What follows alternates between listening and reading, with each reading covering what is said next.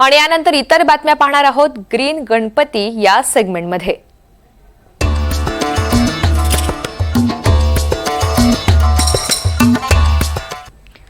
मुंबईमधील प्रेरणा मालाड हे मंडळ त्यांच्या सांस्कृतिक कार्यक्रमांसाठी आणि सामाजिक संदेशासाठी ओळखलं जातं।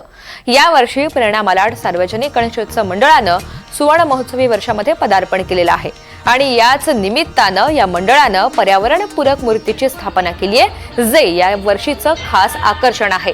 गेल्या 50 वर्षांमध्ये मंडळानं उत्सवाबरोबरच सामाजिक उपक्रम, ऐक्य आणि संस्कृती जोपासली आहे। मंडळांची यावर्षीची कलात्मक सजावट पाहण्यासाठी आता भक्तांची मोठी गर्दी होतीये।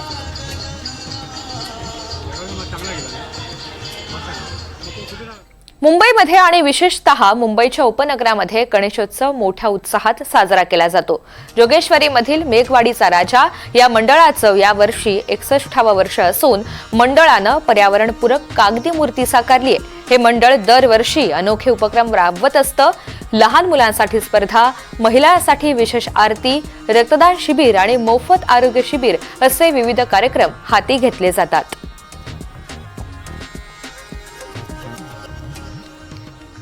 रत्नागिरीमधल्या नाचणे येथील ओम साई मित्र मंडळानं यावर्षी एक वेगळा पर्यावरणपूरक देखावा साकारलेला आहे। पेशवेकालीन वास्तू संस्कृतीचा देखावा साकारत या मंडळानं आजच्या पिढीला तेव्हाची वास्तू संस्कृती नेमकी कशी होती हे सांगण्याचा प्रयत्न केला। तसेच हा देखावा साकारताना पर्यावरणाला हानी पोचेल अशा कोणत्याही वस्तूंचा वापर करण्यात आलेला नाही। बाप्पाची मूर्ती सुद्धा शाडू मातीपासून बनवण्यात आली आहे।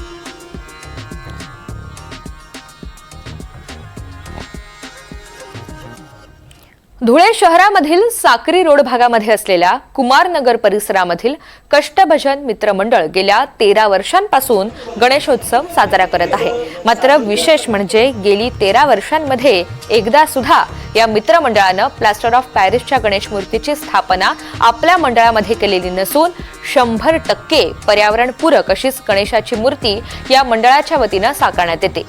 यंदा विशेष म्हणजे वृंदावन इथून माती आणून त्या मातीच्या आधारे गायीला देणाऱ्या चाऱ्यापासून गणेश मूर्ती साकारण्यात आल्याची माहिती मंडळाच्या वतीनं देण्यात आली आहे।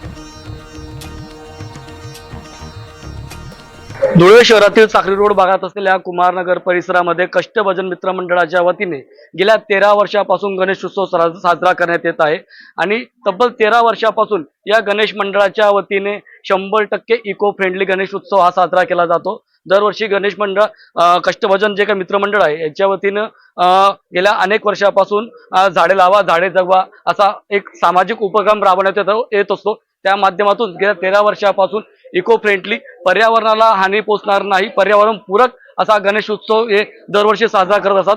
आपण जर पाहिली तर या ठिकाणी आकर्षक अशी गणेशाची मूर्ती या ठिकाणी स्थापन करण्यात आलेली आहे आणि गेल्या 13 वर्षापासून फक्त इको फ्रेंडली गणेश मूर्ती या ठिकाणी कष्टभजन मित्र मंडळाचे जे काही पदाधिकारी आहे ते साजरा करत असतात। आपण त्यांच्याकडनं जाणून घेऊयात। दादा, काय सांगाल, गेल्या 13 वर्षापासून आपण गणेशोत्सव साजरा करतात, काय नेमकं आपला कल्पना आपल्या डोक्यात संकल्प असतो? जय श्रीराम। आमचा फक्त एकच संकल्प आहे की पर्यावरणाला काही हानी नाही पोचायला पाहिजे, आपले सगळे सण एकदम चांगल्या पद्धतीने साजरे व्हायला पाहिजे आणि आम्हाला बघून सगळ्यांनी एक संकल्प घ्यायला पाहिजे की पुढच्या वर्षापासून आपण पण इको फ्रेंडली मूर्ती ठेवू, ज्याचं कारण पर्यावरणाला काही हानी नाही पोचेल। यावर्षी आम्ही जी मूर्ती ठेवली आहे ते वृंदावनचा मातीने बनलेली मूर्ती आहे, जे 100% इको फ्रेंडली आहे, पर्यावरणाला काही हानी येणार नाही त्याला लक्षात ठेवून आपण ही मूर्ती ठेवली आहे यावर्षी। काय आपला दरवेळेस आपला संकल्प असतो, गेल्या 13 वर्षापासून आपण गणेशोत्सव साजरा करतायत, यंदा वृंदावन येथून आपण जी काही माती आपण आणून ही गणेश मूर्ती बनवली आहे, काय नेमकं आपलं यामागची आपली भूमिका होती? सगळ्यांना वाटायला पाहिजे की पीओपीचा वापर आपण कमीत कमीत करायला पाहिजे। पीओपीची मूर्ती विसर्जन केल्यानंतर काही प्रशासनाला सरकवावे लागतात मूर्ती, काही मछवारे घेऊन जातात आणि जे मूर्ती खाली राहून जातं ते पायात येतात। पीओपीची जी मूर्ती विसर्जन होते त्यानंतर त्याची विटंबना होते। पीओपी पर्यावरणाला काहीतरी प्रमाणात हानी पोचवते, पण इको फ्रेंडली मूर्ती 100% पर्यावरणपूर्वक असते, त्याच्याने पर्यावरणाला काही हानी पोचत नाही। ते संकल्प घेऊन आपण हे काम करतो।